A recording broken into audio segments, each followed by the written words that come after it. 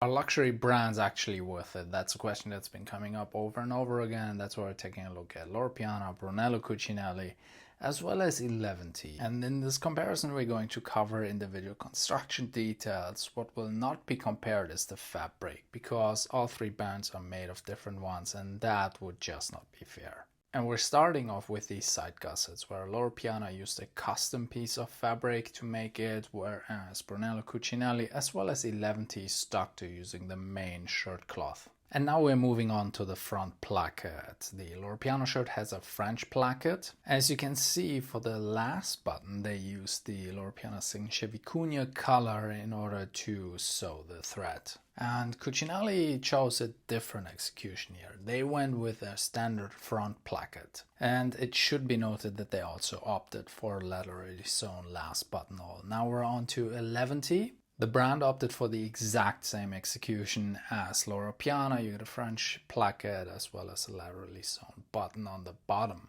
And when it comes to shirt cuffs, a lot of people have strong preferences that are primarily rooted in design. But since design is so subjective, we're going to focus on the hard specs here. We're getting 3 buttons on the Loro Piana shirt, as well as 3 mother of pearl buttons on Cucinelli. And Eleventy in this comparison gives you a total number of 2 buttons. But since these buttons can come loose, Loro Piana has taken care of this, and they're giving you a couple of spare trims. You're getting 2 extra collar stays and a total of 3 buttons, one of which is an engraved button that is used to close the shirt at the very top. Eleventy doesn't give you a little paper pouch, but instead they have sewn on 2 extra buttons at the very bottom of the shirt placket. Cucinelli, they're giving you 2 buttons. And so once again, while it's just pennies on the dollar, Loro Piana spent the most on extra trims. And when we're getting back to construction, they use a single piece collar, or one piece collar as it's more commonly referred to, which is more complex, as you can see here, and you need a lot more fabric and you can create potentially a lot more waste. On the back of the collar you see this little pouch that holds the collar stays. Cucinelli opted for a very similar execution. The fabric patch is a little bit bigger, but that's about it.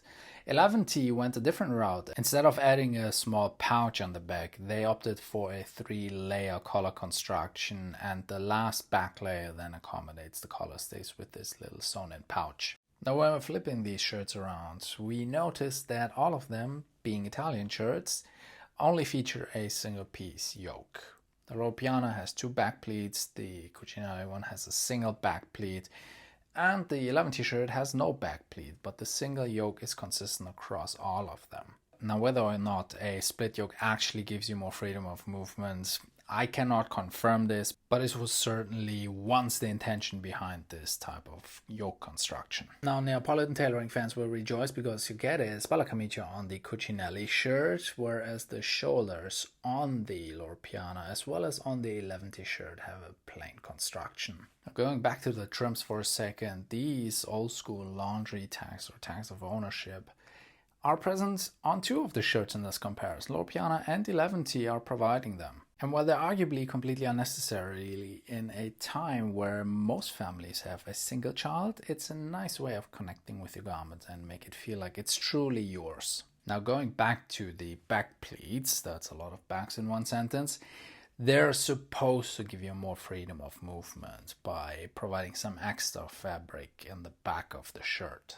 Now the great bit about this comparison is that all shirts are made completely different, and Eleventy also has a completely different back than the other 2 because they're using darts to sculpt the back of the shirt and make it more form-fitting.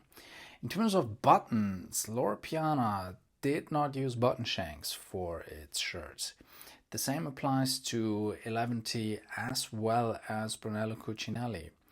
It would have been nice to see button shanks at this level, but none of them opted for it, and we'll all have to live with it and maybe sew on the button once or twice more often than if they would have, like on this shirt from Luigi Borelli. Now how can these shirts be ranked? They're all luxury shirts, they all cost a couple of $100 a piece.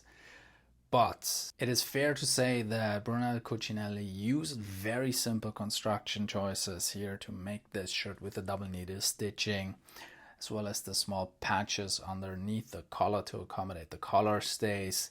There are more elegant solutions that brands at this price point usually use. They also didn't spend a lot on the trims by direct comparison, whereas Eleventy, for example, gives you a couple of extra buttons, the laundry tag, a single needle construction, you get darts on the backside as well, and all of that for an average of 30% less than Cucinelli, so this makes this, just from a construction point, a better shirt. Then we have Loro Piana, the big dog, the king of quiet luxury, the brand that everyone is striving to beat or maybe even replace.